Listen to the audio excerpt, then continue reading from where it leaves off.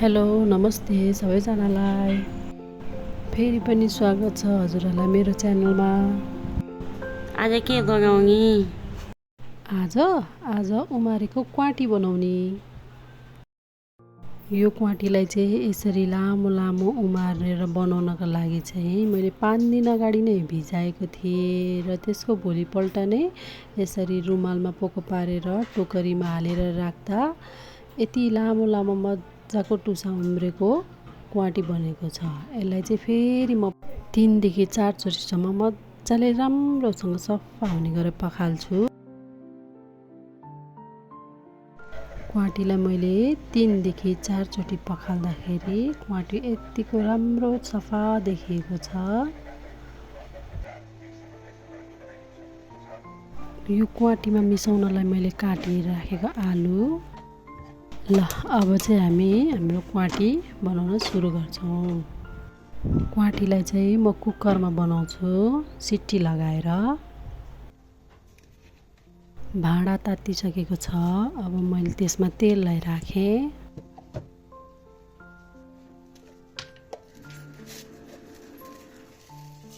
तेल पनि तातिसकेको छ र त्यसमा मैले पञ्चफुरन र जिरालाई एड गरिदिन्छु।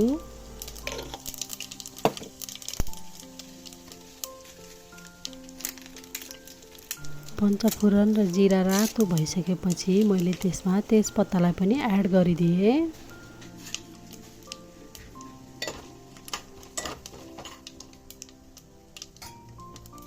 अब अघि काटेर राखेको आलुलाई पनि राखिदिएँ।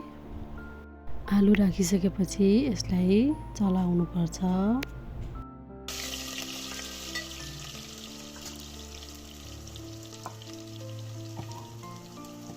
मैले प्याजलाई पनि राखिदिएँ।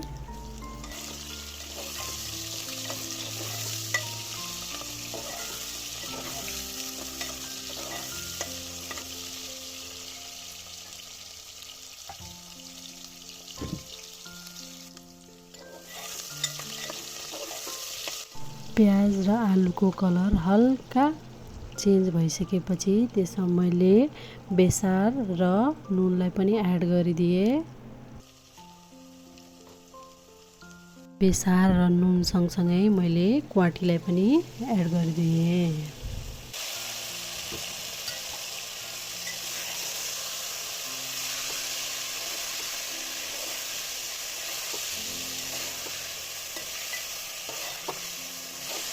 यसलाई मजाले चलाइसकेपछि यसमा अब म मसलाहरू एड गर्न जाँदैछु। जिरा र धनियाँको मिक्स धुलो, त्यसपछि धुलो रातो खुर्सानी, कुटेर राखेको अदुवा लसुन, ल्वाङ सुकमेल र मरिचको पेस्ट, काटेर राखेको टमाटरलाई पनि मैले एड गरिदिएँ। अब सबै मसलाहरू मिक्स हुने गरेर मजाले चलाउँछु। त्यसलाई केही समय यसरी नै चलाइ नै पकाउँछु।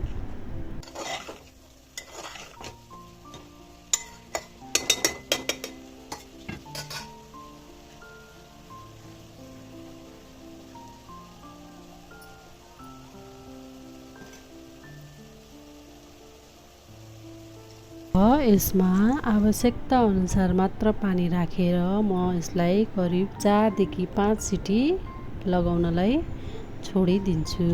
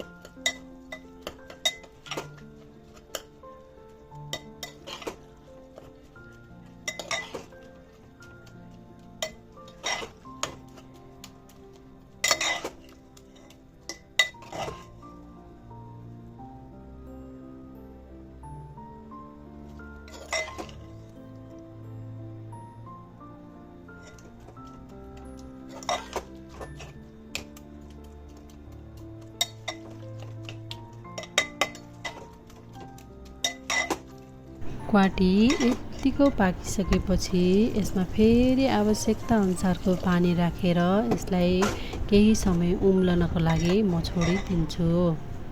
केही समयपछि हाम्रो क्वाटी उम्लिसकेको छ। अब म यसलाई चलाएर हेर्दैछु।